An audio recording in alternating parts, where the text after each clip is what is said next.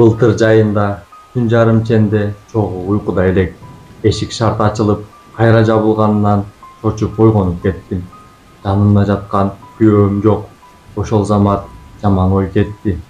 Жеңелеринин бирине ниети бузулдубу деп кызганыч менен ыргып туруп, терезеден аны карадым.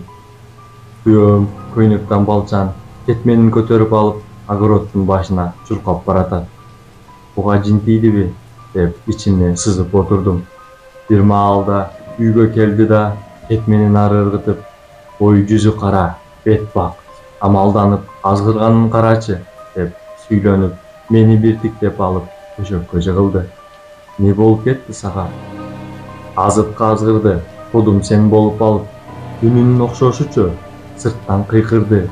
О алым, тез чык, огородду суу каптап баратат. Анан сен экен деп чуркап чыкпадымбы? Деп менимди сүйрөп. Бир карасам, огороддун тиги башында турупсуң.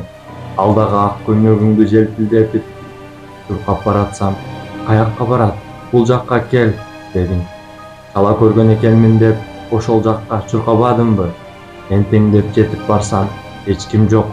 Ошондо гана албарстыга азгырылып баратканымды сезип, өзүмө келип үйгө келбедимби?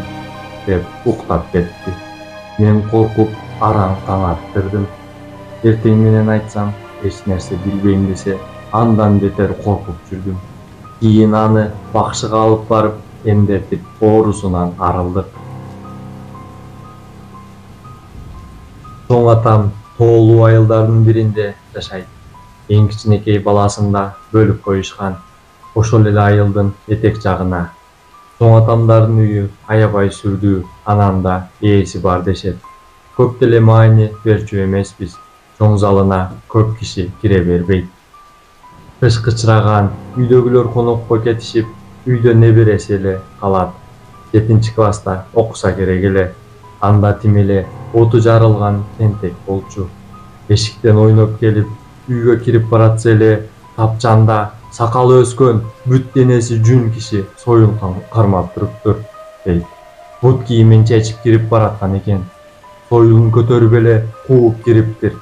Баягы инин былчылдаган суук кышта айылдын этегиндеги үйгө чейин жылаң аяк ыйлап чуркап барыптыр. Көккө чейин жалдырап эле жүрдү, шок бала жок. Молдого окутуп атып, 2-3 жылда ара өзүнө келтиришти.